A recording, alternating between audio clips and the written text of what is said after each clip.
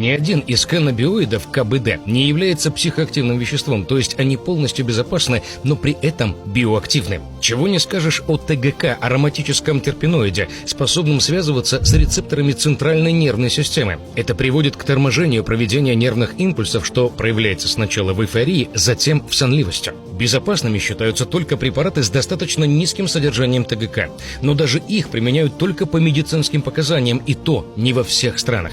Доктор Кристина Санчес, молекулярный биолог из Испанского университета Комплутенсе де Мадрид, провела обширное исследование, доказавшее, что тетрагидроканнабиол ТГК действительно убивает раковые клетки.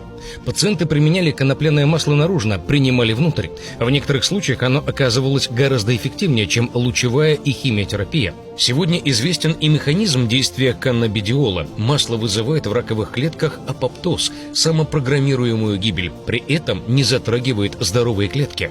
А теперь еще одна сенсация. Оказывается, в нашем мозге обнаружена так называемая эндоканнабиоидная система. Это группа рецепторов, которая отвечает за множество процессов, включая аппетит, ощущение боли, настроение и память, усвоение двигательных навыков. В целом, эта система регулирует жизнь клеток каждой ткани нашего организма.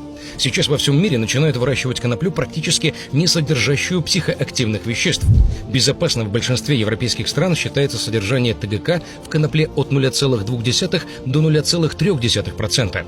Из такого сырья просто невозможно получить наркотическое вещество. В России этот показатель еще ниже – 0,1%. И уже известны сорта с нулевым содержанием ТГК.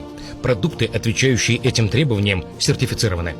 Так что в супермаркетах и магазинах здорового питания наконец стали появляться продукты из конопли. И они сейчас на пике популярности. Кстати, пока мы носились в поисках ягод годжи, спирулины и прочих суперпродуктов, Европа пережила конопляный бум. Сегодня даже дорогие рестораны могут вам предложить, скажем, песто из конопляных семечек. Разумеется, эта информация не повод к самолечению и дается в ознакомительных целях.